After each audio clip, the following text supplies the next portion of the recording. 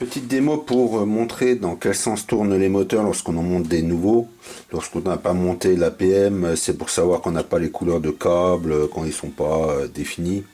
Alors sous le principe, lorsqu'on change un moteur, il y a 3 fils de sortie. On peut les mettre dans n'importe quel sens. Juste après, ça va définir un sens moteur. Et donc lorsqu'on va inverser 2 fils, on changera le sens moteur.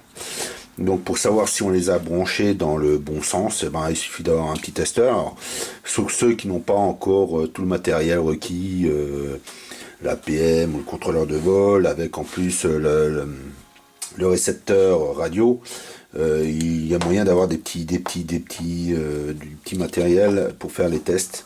Alors à chaque fois ça vaut quelques 5-6 euros.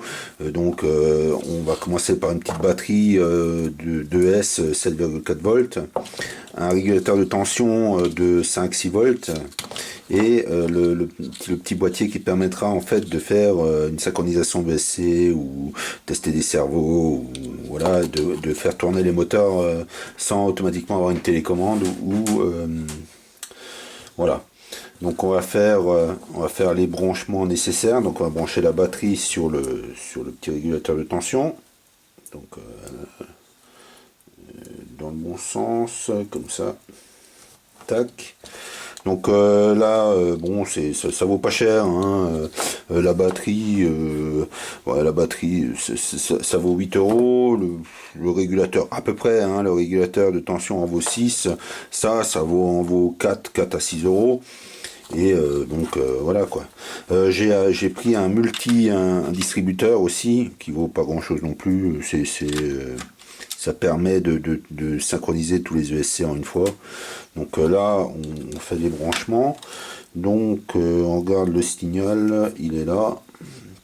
Donc on peut tout brancher. Donc si on se branche sur un 5 volts, c'est parce que alors je précise, alors, un petit détail quand même avec ces petits appareils. Pour l'instant j'ai pas essayé avec, hein, je n'ai pas envie de cramer, mais sur le CX20 les ESC n'ont pas de bec.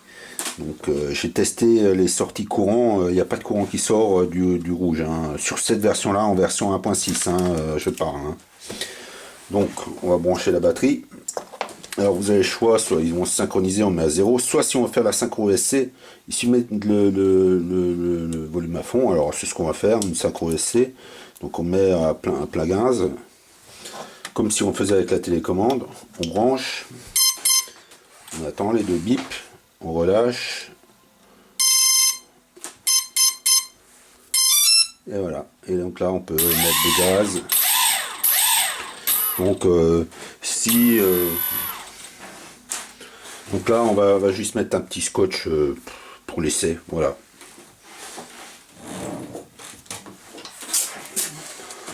Donc alors le truc est de repérer l'essence moteur. Bah, il suffit de mettre des petits scotch avec une petite longueur comme ça, tac.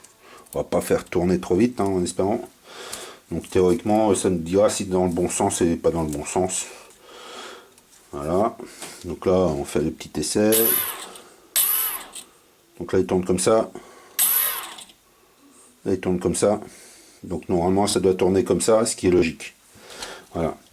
Donc après pour les branchements, le branchement sur un CX20.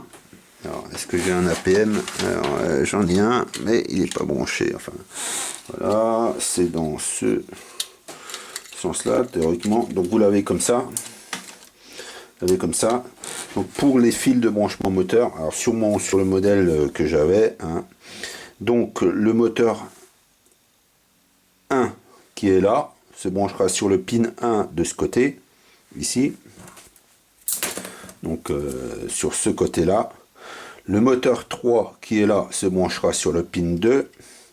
Le moteur 2 qui se trouve là se branchera sur le pin 3. Et le moteur 4 se branchera sur le pin 4. Donc en partant de... Donc là la face il va vers là, hein, le petit dôme est là. Donc en partant de la gauche, 1, 3, 2, 4. Comme ça c'est branché chez moi. Maintenant, espérons que c'est pas différent sur les autres. Je vais pas le confirmer. Ça, parce que ça, quand on regarde sur le branchement APM, ça m'a l'air différent. La PM, la PM 2.6, les branchements m'ont l'air différents, donc j'ai un petit doute. Alors, si je dis des conneries, voilà.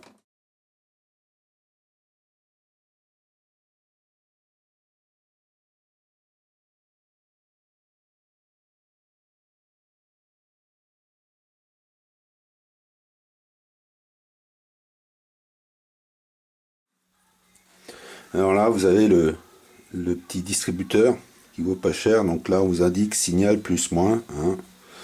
Voilà, donc là, on peut le faire sans le distributeur avec juste un. Bon, je trouve c'est un peu dommage qu'ils auraient pas pu mettre pour 4. Là, on peut tester que 3 à la fois. Donc l'arrivée du courant, la distribution.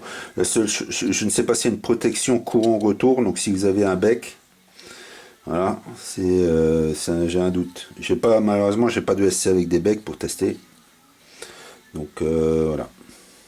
Après, il est possible de faire des tests. On peut. Il faut que je rebranche tout. On s'en fout. En fait, là-dessus, on s'en fout le test, hein. On va faire le branchement vite fait. Donc, on se trompe pas. Le signal C là. Donc, le sens C, c'est pas grave en fait. Tac. Ensuite, on met tac. Alors, on va faire en mode automatique test. Qui est juste une variation de courant pour 1, 2 et le troisième qui est là. Voilà. Donc là, je rebranche sur la sortie. Donc c'est bien indiqué. Bon, après, je sais pas si on voit, c'est pour les quelques euros, c'est vraiment pas terrible. Enfin bon, ils auraient pu le mettre dans un boîtier plastique. Parce que là, c'est un genre emballage carton. On se trompe pas, le signal ici. Ok. Donc là, je prends mon régulateur de courant de nouveau. Alors, on remet en tension. Hop, hein, il est bien en tension. Donc là, c'est bien sur 5 volts. Puisque normalement, ça remplace un contrôleur de vol, hein, donc qui est en 5 volts 4, donc il faut pas le mettre en. Donc le signal, donc on met pas le signal, c'est comme ça, voilà. Il y avait le mode, alors là, il y avait marqué neutral. C'est pour certainement pour mi-régime. Là, vous avez un automatique qui monte en courant, qui redescend. Donc, on va enlever mes scotch parce que j'aime pas. Ça va niquer les. Putain, que merde ce scotch. Voilà. Voilà.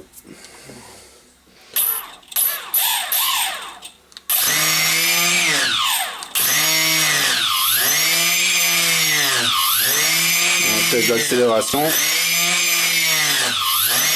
On a un manuel. À fond. Voilà. Donc là le test, ça va être fonctionnel.